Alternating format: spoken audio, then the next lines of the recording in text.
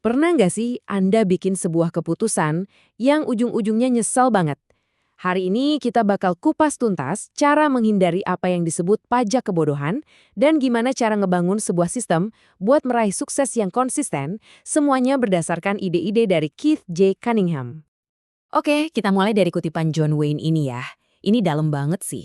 Kutipan ini tuh pas banget buat ngebuka konsep keren dari penulis Keith J. Cunningham, yaitu harga mahal yang sering kita bayar akibat kesalahan kita sendiri.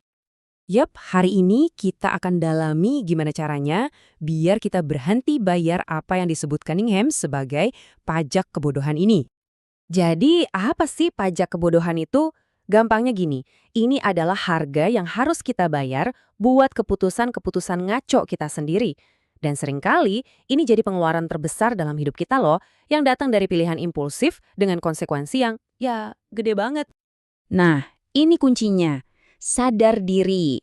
Langkah pertama biar nggak kena pajak ini adalah dengan mengakui kalau emosi kita itu seringkali jadi musuh utama dari pikiran rasional. Oke, pertanyaannya sekarang, kenapa sih kita kok ya bayar terus pajak ini? Menurut Cunningham, kita sering banget kejebak benerin hal yang salah. Masalahnya bukan kita nggak bisa nemu jawaban yang bener, tapi kita malah nanyain pertanyaan yang salah dari awal. Nah, ini nih, kita seringnya sibuk ngobatin gejalanya aja, bukan akar masalahnya. Persis kayak kita beli alat olahraga baru yang mahal, padahal masalah utamanya, ya, kurang disiplin buat olahraga rutin. Bener kan? Oke, untuk bisa menyelesaikan masalah yang sebenarnya, kita butuh kerangka berpikir yang disiplin dulu. Cunningham ngasih 5 disiplin inti. Pertama, coba deh cari pertanyaan yang belum pernah ditanyain buat gali lebih dalam. Kedua, biasain misahin mana masalah asli dan mana yang cuma gejala di permukaan. Ketiga, cek lagi asumsi-asumsi Anda, itu beneran fakta atau cuma keyakinan aja. Keempat, pikirin efek jangka panjangnya, bukan cuma hasil instan. Nah, yang kelima, setelah semua itu, baru deh Anda bisa nyiptain mesin atau sistem buat nyelesain masalahnya secara efektif. Kalau kita udah jago nguasain disiplin-disiplin ini, kita sebenarnya lagi ngebangun fondasi intelektual yang kuat banget buat ngambil keputusan yang lebih cerdas dan lebih masuk akal. Tapi, mikir doang kan nggak cukup ya. Pemikiran sehebat apapun percuma kalau nggak ada tindakan yang konsisten. Nah, disinilah kita masuk ke 3 pilar kesuksesan. Ini adalah kerangka buat bertindak. Ini bukan sekadar daftar to do biasa loh ya. Ini adalah 3 pilar yang kalau kita lakuin terus-menerus, bakal ngubah pemikiran jernih tadi jadi kemajuan yang beneran nyata dan bisa diukur. Nah, pilar pertama ini menarik banget. Coba perhatiin deh, Cunningham sengaja nggak pakai kata tujuan atau goals. Kenapa?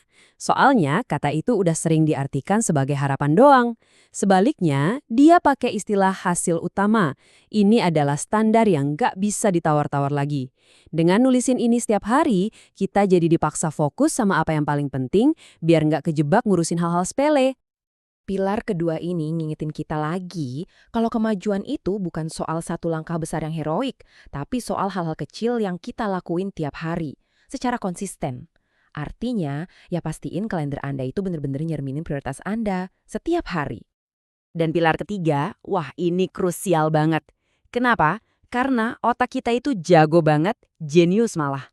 Kalau soal bikin alasan dan pembenaran kenapa kita nggak nepatin janji ke diri sendiri. Makanya kita butuh dorongan dari luar. Seorang mitra akuntabilitas yang beneran itu bukan cuma pemandu sorak ya. Mereka itu orang yang berani ngasih tahu kita kenyataan pahit, yang gak bakal nerima alasan-alasan basi kita, dan yang bakal nagih komitmen kita. Mereka memastikan kita beneran ngerjain apa yang udah kita bilang bakal kita kerjain. Jadi, gimana cara nyatuin semua ini?